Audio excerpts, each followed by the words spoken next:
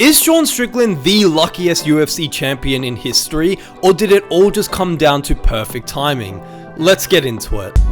Listen man, I'm a huge Sean Strickland fan, but you cannot deny when you look at his career and his resume, a lot of the fights that he won, he was a massive underdog in those fights, and a lot of people wrote him off to lose. And stylistically, when you break down those fights, it's very confusing as to how he actually won. And if we're being completely honest, there has never been a UFC champion in history that has benefited more from timing than Sean Strickland. And before people start crying saying that I think Sean isn't an elite fighter, if anything, by the end of this video you will think the complete opposite, because Sean's career has a massive question mark written all over it as to how much of his career's success was determined by luck, or how much was Strickland's style just having a weird effect on these elite fighters. Because we know Strickland has a style that we've never really seen in the UFC before. He's got a very boxing heavy Philly shell where he stands so upright and light on his feet that he's able to check leg kicks, he's able to block most strikes coming his way, that you would think his only flaw would be his takedown defense. But what we've just seen in one of the biggest upsets in UFC history, that Chimaev fight, it was shown to be the complete opposite, which brings me into my first theme, the gatekeeper. Listen, for years Sean Strickland in this middleweight division was viewed and perceived as a guy that was, you know, an average level fighter, never going to touch the belt or anything like that, and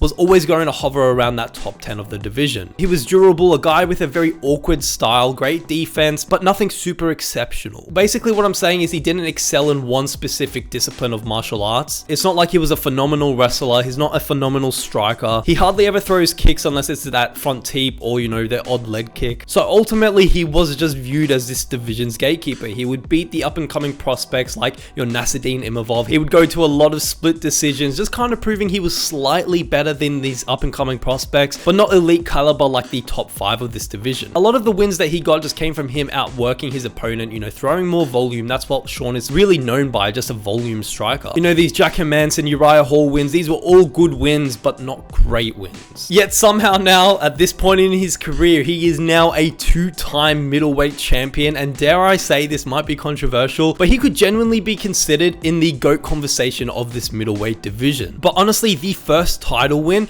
is where things start getting very weird. Which brings me into my next theme, the Adesanya timing. I'm going to take you guys back to 2023 when Sean Strickland defeated Israel Adesanya to capture the middleweight title. If you guys remember, this fight was supposed to be Izzy versus DDP in Australia, in Sydney. I was actually covering this event, but then for whatever reason, DDP said that he had a foot injury and couldn't make the fight. So basically the UFC gave Strickland this fight reluctantly on short notice, because Israel Adesanya himself called for Strickland to get this opportunity. It's weird, man. Sometimes Izzy can truly be his own worst enemy. So these two go on to fight. It was an incredible build up, and Strickland had a great performance in the octagon, don't get me wrong. It was one of the biggest upsets ever, but let's be real. 90% of us MMA fans walked away from that fight not saying that Strickland looked amazing, but rather saying that Israel Adesanya looked incredibly off. And I have an interesting theory as to why this might have been. I truly believe that Israel Adesanya's lack of performance in this fight mainly came down to his psychological efforts. Because when you put this entire timeline into context here, Israel Adesanya had just came off 2 of the biggest fights of his career, back-to-back Alex Pereira fights. If you remember, he lost that first fight to Pereira via TKO and then came back in that second fight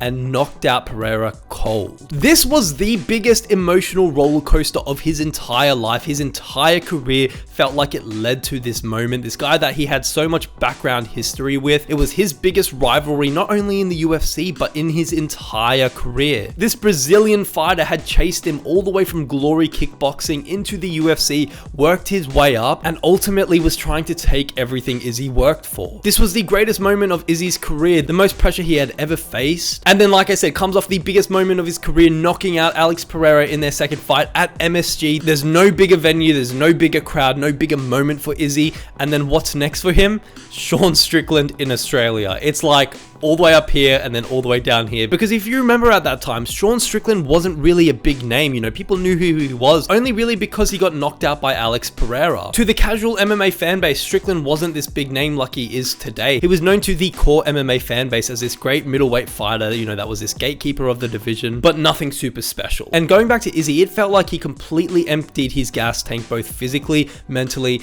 and spiritually in those two Alex Pereira fights. It just felt like he had nothing else to give beyond that fight and just felt like he accomplished everything he set out to do. We see this all the time in combat sports when a fighter reaches the pinnacle of the career and you just know they can't go anything beyond that, because let's just face the facts, this Strickland fight was never going to supersede this Alex Pereira knockout that he had at MSG. It just wasn't going to happen. Not to mention, Israel Adesanya himself was getting booed in Australia, which is kind of considered his home territory, and he was getting completely bullied in the lead up to that fight by Strickland, and it was very clear that this was affecting Izzy's mentality. Adesanya had never faced a guy that was ripping into him in the build-up of a fight with some seriously deep and personal things. One thing I do really need to point out though, as much as all of this kind of just sounds like luck and timing and Israel Adesanya coming off these big performances to now, you know, being at a lower point in his career, Sean Strickland did drop Israel Adesanya at the start of that fight with a right hand, and I do genuinely think there's a case to be made that this is why the rest of the fight played out the way it did. Because maybe Israel Adesanya getting dropped by Strickland, even though he got up relatively quickly, maybe that played a massive part in Israel Adesanya just being gun shy for the rest of that fight. Because weirdly enough, the same exact thing happened in Sean's second title fight win. Which brings me into my next theme, the Chimaev timing. Let's fast forward a couple of years. Obviously, after Strickland beats Izzy, he goes on to lose to DDP twice. Then after that, beats Paulo Costa in a relatively boring fight, but then goes on to finish Anthony Hernandez very impressively, which essentially earns him his title shot. But suddenly, Khamzat Chimaev, one of the most inactive champions, is currently holding the belt and is also at this time planning his move up to 205 light heavyweight. Because this is the crazy part in the timing. Even though Chimaev hadn't had any title defenses, he just won the belt against DDP. From what we know behind the scenes, the UFC was already planning Chimaev to move up to 205 to fight Yuri Prochazka for that vacant light heavyweight belt, because Alex Pereira was now moving up to heavyweight. It was supposed to be Chimaev versus Yuri at 205 for this belt. This fight was supposed to be announced, but the UFC was waiting for Sean Strickland versus Anthony Hernandez to play out, because if Sean won, which he did,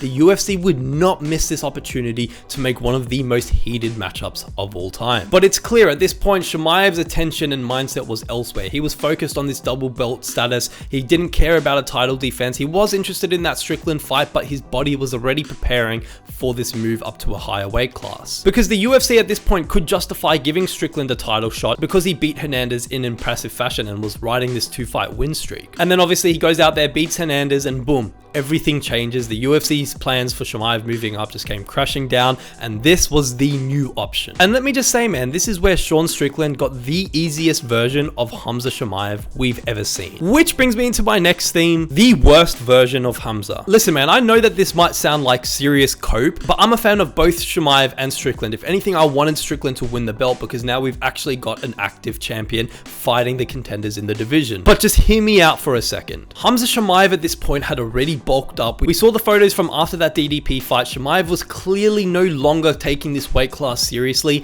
and it seemed like he was planning to move up. And then the rumors started to come out of him moving up to fight Yuri Prochazka. So it was clear Chimaev was bulking up for a serious reason, and then all of a sudden, Strickland beats Hernandez, and then in comes this massive weight cut for Chimaev back down to middleweight. It was reported that Chimaev had to drop 40 pounds to make this fight, which is insane because even in a 2-month period, this is a crazy amount to cut. And it was clear that this affected Chimaev. There's no way about it. As much of a Strickland fan as you might be, you have to admit, the Chimaev we saw on the scales of that weigh-in where he very clearly missed weight was not the best version we've seen of him. It was clear that this guy was mentally defeated before even going into the fight, and also physically defeated. Because when you look at that first round of Chimaev versus Strickland, Chimaev did what he usually does. He shot for the takedown instantly, got it very easily, wasn't able to control Strickland very dominantly on the ground. Strickland was doing a good job of scrambling, but just wasn't really able to get back to his feet properly. Chimaev was kind of rolling in the scrambles with him. And for most of us, we were thinking at this point it's just going to be a regular Chimaev win, similar to how he beat DDP, just on the ground for 25 minutes. So he comes out of that first round, clearly wins that round, and then all of a sudden his cardio just vanishes like that. And that's the strangest part, because Chimaev doesn't normally gas like that. I know we've seen Chimaev get tired in these later rounds,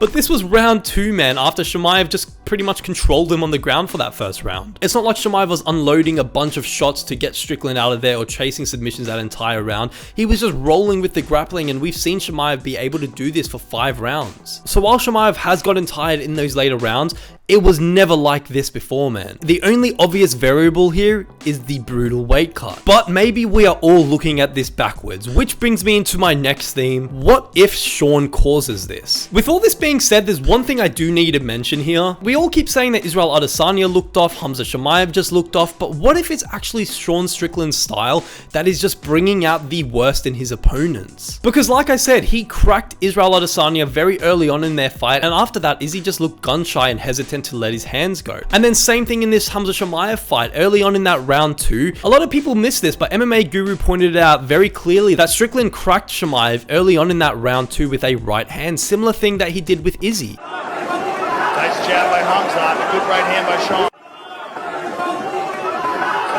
Could it just be that his constant pressure, that constant jab in your face, and that awkward style with that weird tempo and timing that he throws that right hand with just puts people off? Because I truly believe that Sean's greatest skill isn't his technical ability to throw these strikes or counter wrestle. It's nothing like that. I think it's just this awkward tempo that he has, and his opponents just have never seen anything like that. And I think when you're at this elite level, you expect your opponent to be super technical and to come at you with this new game plan, but Sean Strickland just goes in there and does the same thing that he does every fight, and it's very clearly effective. Which brings me into my next theme. Is Sean Strickland a future GOAT? For a guy that a lot of people have called average throughout his career, Sean Strickland could genuinely be in the conversation for a future middleweight GOAT. Because when you look at his resume, he didn't win all of these fights, but he went through absolutely murderer's row in this middleweight division. He fought Alex Pereira, Israel Adesanya, DDP twice, Khamzat Chimaev, Paulo Costa, Kamaru Usman, Nasruddin Imavov, Anthony Hernandez.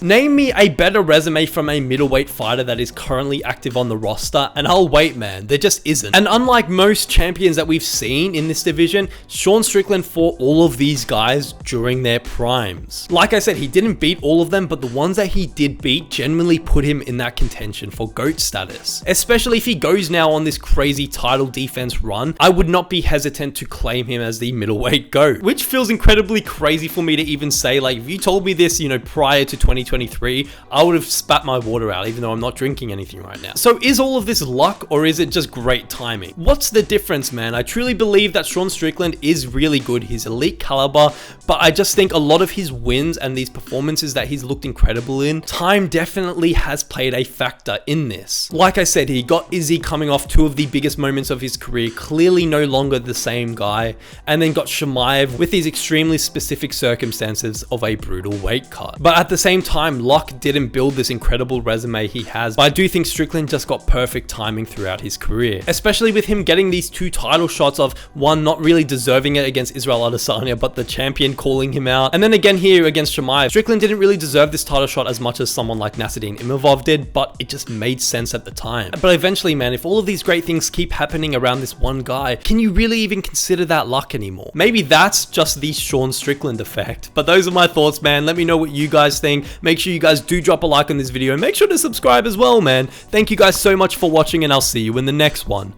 Peace. I want to oil you up. What the f does that mean?